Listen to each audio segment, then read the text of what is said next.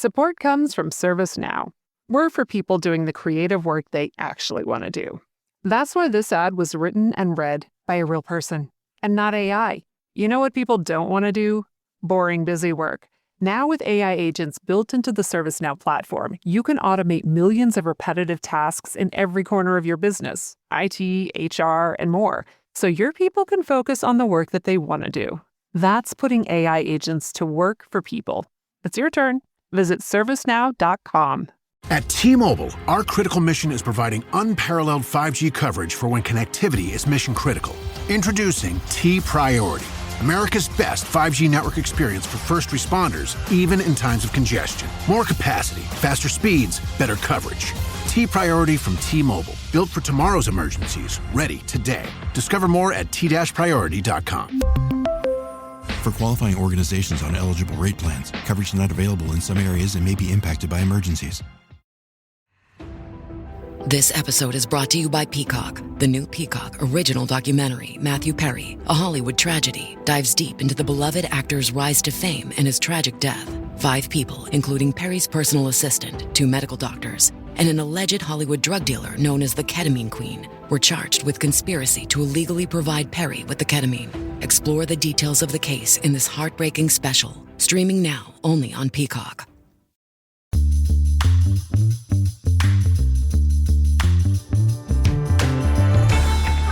Hey everyone, welcome to this edition of Keep Watch Pass on the It's Not That Bad podcast channel, a proud member of the Pantheon Podcast Network.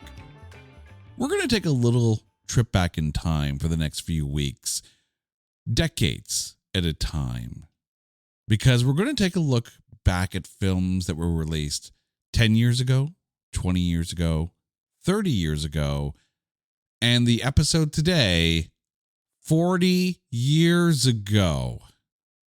I am hurting in my back. I'm hurting in my joints. I'm hurting in my everything, thinking that these films were released 40 years ago. I say it like that because it's an audio podcast and you guys can't see how much my lovely wife, Carrie, is wincing and grimacing at the idea that these films were released 40 years ago. Oh, I feel old. Don't worry. You're going to make it through. You're going to make it through. But it's funny because I love when we do these little decade journeys on the show, because some of these films I would still watch to this day, like happily so. I think I'm going to demand a recount because there's no possible way. Oh, maybe there is, but 40 years ago, I'm not great with math, but wasn't it just like, I don't know, maybe 5 or 10 years ago that I last watched this movie that I'm going to talk about? Probably. But I mean, we often joke that 80s films definitely were a mood. 90s films were their own mood as well. Like you see, as we do these little decade journeys, you see moods kind of across the film spectrum. And it's fascinating to go back and say, so that's what we thought was cool back then. So here's what we're going to do, dear listeners. We are going to take 3 movies each, keep a watch and a pass. All of them released in 1985, and let you know what we think of them now. Because that's the thing. Sometimes you get a movie back then and it's like, oh, this is the greatest movie ever. And then you watch it again, 40 years later and go, wow, did not age well. But we're about to find out which ones did and which ones didn't. So Carrie, kick us off. What is your keep pick of movies released in 1985? Well, I love the segue of aging well because I am about to sing the praise of one absolutely lovely Madonna. I had to pick Desperately Seeking Susan. And I can't even freaking believe that this movie came out 40 years ago because Madonna still is absolutely stunning today. And she was in this movie. I remember going out and buying fire truck red lipstick because of this movie. I loved this movie. Rosanna Arquette as the very normally dull, if you will, character until she meets up with Madonna's character. And then they wind up absolutely, totally 80s out. Like, loved it. That's the thing. Like, you take a look at Madonna from this film. It is such the 80s Madonna look with like the scarf tied up in the hair and the sunglasses and the scarves and the bustier under a leather jacket. Like this very much was the ultimate image of Madonna in the 80s. And I hate to break it to you, but I don't hate to break it to you that thanks to the tomatometer of 86%, we don't have to talk about this, or we don't get to talk about it on It's Not That Bad. This was an absolute mood. This was an 80s vibe all the way through. One look at the movie poster alone says, oh, yes, that is very much the 80s. Not my pick. Not my pick at all.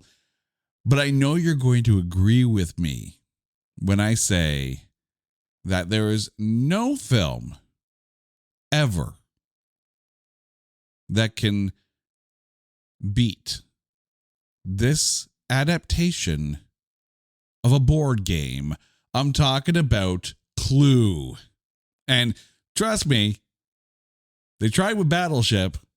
That ain't working. Clue is so freaking good. Listen to this cast list, okay? Tim Curry, Christopher Lloyd, Michael McKean, Leslie Ann Warren, Colleen Camp, Martin Mull, and Howard Hessman is in it too. Like, this film is perfect. And this is the first time I can remember a film having multiple endings. And when it was in theaters, you had three different endings, 3 of them. And you had theaters that were playing versions of the film with different endings. So you could go to this screen and watch ending A. You go to this theater and watch ending B. Now, when they released it for home video, they had all 3 endings in it. But this film still holds today because it's such a fun romp. Like, it is a perfectly good comedic cast. And never, ever will I ever tire of Clue. Like, and the thing is, you take a look at the board game and you think, how the hell are you going to turn this into a movie? Like, sure, you could, completely Angela Lansbury it and make some kind of Murder, She Wrote version. But no, they went fun, slapsticky, comedic, witty, perfect. Literally perfect. Well, it really set the pace for like the Knives Out and...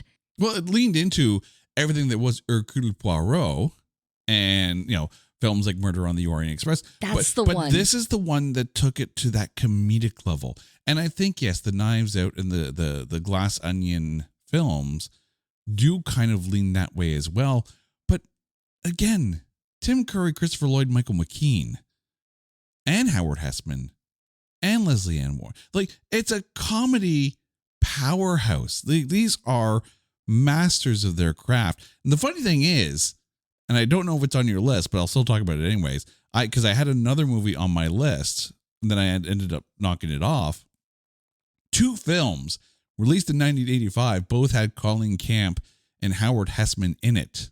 And this is the one I stuck with. After our list, I'll drop what that other movie was. And now people are just, flipping through IMDb going, what film was this? Colleen Camp and Howard Hessman in 2 films in the same year together. Mystery revealed at the end of the show. You've maxed out your 401k. You're contributing to an IRA and making some other investments. You're ahead of the game and doing well. But where do you go from here? The same old story can only get you so far. If you want a new take from a new type of financial professional, we invite you to get a fresh perspective beside an agent with the backing of New York Life. Insurance, investments, retirement, and more. Visit NYL.com to learn more. Investments are offered through registered representatives of NyLife Securities, LLC. Member FINRA SIPC, a New York Life company. This episode is brought to you by Coffee Mate. After watching this season of the HBO's original series, The White Lotus, this is the tropical getaway I needed. One more pina colada, please. Hey, you're not on mute. Oh, I thought I was in paradise. Turns out it was my coffee mate. Coffee Mate Pina Colada and Thai iced coffee flavored creamers. Inspired by the newest season of HBO's original series, The White Lotus. For the love of coffee. Try now. Lowe's knows that free is just better. That's why Milo's Rewards is free to join. As a member, you earn points towards Milo's money on eligible purchases, get exclusive free gifts, and earn free shipping at Silver Key status, all on top of weekly member-only deals. Don't wait. Join Milo's Rewards for free today and start saving more. Lowe's, we help, you save. Loyalty program subject to terms and conditions. Details at lowes.com/terms. Subject to change. For my watch pick, I'm going with a film that, because it's, it's March, people are getting into the baseball fever. I'm going with one of my favorite Richard Pryor films, and that's Brewster's Millions. Not only do you have Richard Pryor, you have the always enjoyable late great John Candy in this film as well, and the chemistry between the two is perfect. So Richard Pryor plays Brewster, down on his luck, minor leagues baseball player, like once had a cup of coffee in the majors, and he has a relative pass away, and he's the only descendant. So the way the will is written is that he can take $1 million and walk away, or he can have a chance at $300 million. But to do so, he has to, in a month, spend $30 million, not tell anyone what he's doing, and have nothing to show for it at the end of the month. He can't buy himself things. He has to spend $30 million in 1985, $30 million, and not have a damn thing. Challenge accepted. Okay, it's 20, I could 40 do that. years later, $30 million, and that ain't lasting that long. You can burn through that real quick. But in 1985, $30 million, especially for someone who has nothing. That's the thing. Brewster doesn't have really anything. So the only thing he's allowed to have at the end of the day is the clothes he had on his back. That's it. Yeah, but you could do a lot of good with that money. There were rules, though, that it was like you could only give so much to charity. You could only donate so much to this and that. You couldn't just give $30 million away to a charity and call it a day. You had to spend it in a way that you had nothing to show for it.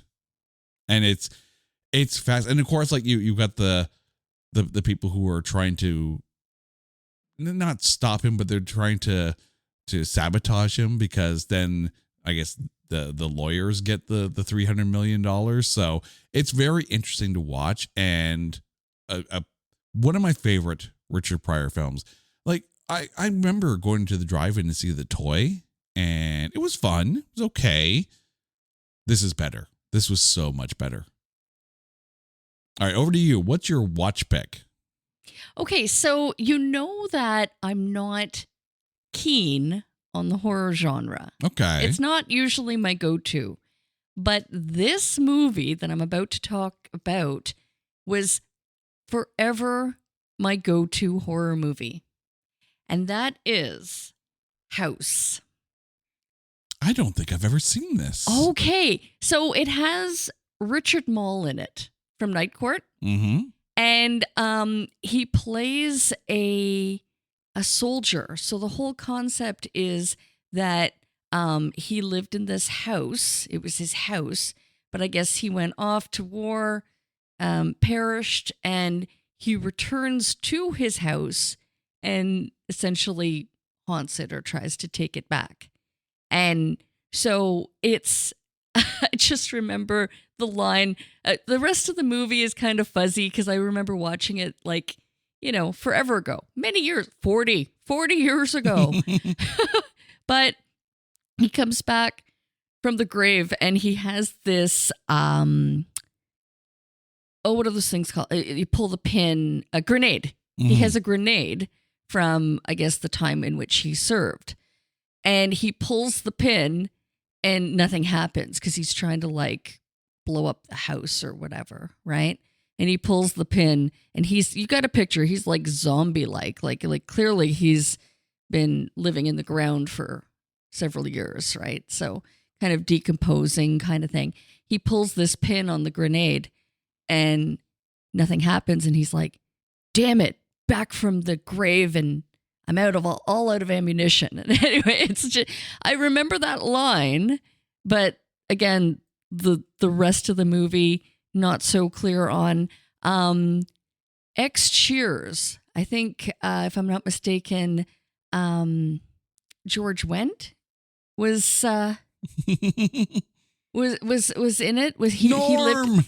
So yeah, George Wendt was in it. He lived in the house. He was the resident that, he's trying to get cleared out. Anyway, it's campy fun, and it wasn't a well-known horror film, and it really wasn't all that scary. I mean, it was almost more like a comedy horror film. I mean, those are kind of the best ones, though, right? Ones that, okay, it's a little scary at times, but it's kind of tongue in cheek. And the 80s was really good at that. Maybe it's just because you kind of look back at it now and go, oh, you're so cute, you were trying to be scary. But I mean, if you're putting in George Wendt from Cheers and Richard Mall from Night Court, you're clearly not here to scare the crap out of people or traumatize people like other films in the 80s did. But, I'm just saying, 80s films knew how to kind of cross different genres, where horror films also leaned into, okay, the rest of the family can watch it too. Meanwhile, family films were there to traumatize the shit out of you. Thanks, 80s. All right. Back over to you. Your past pick of movies released in 1985. Okay, well, I'm not going to lie. When I was doing research, I kind of came across this movie, and I'm not sure if I actually watched it or if it was one of those Carrie Narcolepsy movies where I start watching it and then fell asleep, or might have saw a trailer maybe in another movie, but I can't remember actually watching this whole movie, but I do remember the general concept of it and disliking Once Bitten with a very young Jim Carrey. And essentially the concept is that there's this female vampire, and I just found the whole setup to be really sexist. Like, she winds up trying to, basically she obviously she's a vampire. She's got to feed, she's got to live, right? So she goes to feed off of Jim Carrey's character, and he plays like a high school virgin. And anyway, I just found it to be incredibly a sexist. Obviously, it was an interesting twist. You've got the power position being female, a female vampire, and she's trying to feed off of this young kid, this young guy. But I just found it to be it was almost kind of I don't know. I kind of got the feeling that I'm I don't know if I like this reversal of, I don't know. It didn't sit well that basically this female vampire that was ages and ages and ages, she was meant to be old, right? Hundreds of years old, this vampire, and she feeds off this high school kid. I was like, that it doesn't sit well with me. I don't know. Maybe I didn't like it. That's the thing. You take a look. If you were to gauge a film based on the plot description from some 80s films, you'd be sitting there going, there is no goddamn way that would get made today. I think there is still a way to kind of remake that for today and make it a little less creepy. This, of course, was one of Jim Carrey's first major roles. Not his first film role, though. For that, you have to go all the way back to a direct-to-video movie released in 1983 called, and I'm not even kidding you on this, The Sex and Violence Family Hour. Now, was this before or after In Living Color? That was his break, was it not? So In Living Color, if I remember correctly, was in the late 80s, early 90s. But by this point, he had already been in like Once Bitten, Peggy Sue Got Married. In Living Color happened from 1990 to 1994. So he is already, like, at this point, done a few movies, including 1988's Earth Girls Are Easy. Mm-hmm. You can't go wrong with that. But those early 80s films, I mean, there's still a charm to them. There is. I'm sure it's not one of those films where people are going to sit there and go, oh, you can't watch that now. No, you can watch whatever the hell you want now. But I don't know. It could be fun. It could be a fun rewatch. Okay, I can drop this now because you did not pick the other movie that had Colleen Camp and Howard Hessman in it. As I mentioned before, they start together include 1985. But also released that year, starring those two, was Police Academy 2, Their First Assignment, which was actually originally my watch pick, but then I remember the Brewster's Millions came out in 1985, and I freaking love Brewster's Millions. So there's your trivia for the week. But my pass is one that has been covered on It's Not That Bad. A very early episode of It's Not That Bad. And when you realize that that's 3 years ago,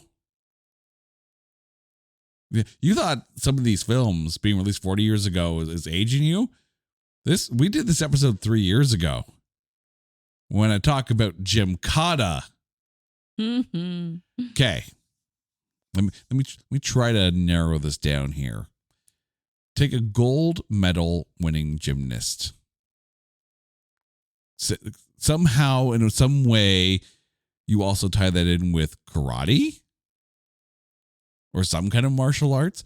And then this guy is, hired by the CIA to go to this foreign land and win the game so that America has a chance to have some partnership with their Star Wars defense technology. Like, take everything that was big in 1985, vomit it into like some weird 80s chat GPT, and this is the script that's going to come out. And have some guy with like some knockoff Mark Hamill, Luke Skywalker haircut and zero acting ability. This film it's comedically bad. Like, to the point of you watch it and go, oh, you guys tried so hard, and this is all you came up with. Gymkata it's an experience, that's for sure. Because, the game doesn't make sense. At some point, there's like some weird nightmarish town that they go through where everyone is like discount zombie like, and for some reason there's pommel horses all over the place in this foreign town just so this guy can do his Gymkata. Like, oh my god, it's so bad. It's so bad. But it was, think about 80s films, right? Ninjas were big, right? The fact that the star was a gold medal winning gymnast, somehow that was popular, and throw him into like some discount spy gym martial arts. I can't even. Like, I know I've watched it and I tried my best to find things to say about it, but going back and thinking about it, I'm like, I was reaching. I was so reaching in that episode, but it's still a fun listen. Go back and listen to that episode where we discussed Gymkata, but holy crap. There were some cheap ass films made, and this was one of them. And no one anywhere is just going to have random pommel horses kicking around because apparently that's a thing. And yeah, you just wait there while I spin a few times on this bar just so I can kick you in the face. Like, 80s wrestling was more real than Gymkata was when it came to their gymnastics / wrestling fighting style. Like, oh, wow. Yeah, it was. That says a lot. Oh, but you know what though? It's one of those things where if you like watching like just a so bad it's kind of fun kind of movie, that's where Gymkata kind of falls in. It's like it's so they try so earnestly to seriously get this guy over as some kind of gymnastics and martial arts together. I mean, these days it's called George St. Pierre, but George St. Pierre hasn't got pommel horses all over the place. It was not good. It was funny, but it wasn't good. All right, Carrie, before we go, please remind our listeners what your keep, watch, and pass picks are for movies released in 1985. Oh, well, I'm feeling old. 40 years ago, I was keeping Desperately Seeking Susan, watching House, and passing on Once Bitten. All right, for me, I am keeping Clue because it's freaking awesome. I am watching Brewster's Millions because it's freaking awesome. And I am passing on Gymkata because it's freaking nuts. All right, Gary, thank you so much. And to you, our dear listeners, well, you guys know the drill. If there's a topic that you want us to cover on Keep, Watch, Pass, or a movie that you think is unfairly maligned and you want us to defend it on It's Not That Bad, hit us up on social media at Not That Badcast or go to our website at notthatbadcast.com. And while you're there, make sure you check out all of our other shows, including There Can Only Be One and Spin, Shuffle, Skip. Until next time, she's Carrie, I'm Jay. You guys are awesome. This is Keep, Watch, Pass on the It's Not That Bad podcast channel, a proud member of the Pantheon Podcast Network. Take care.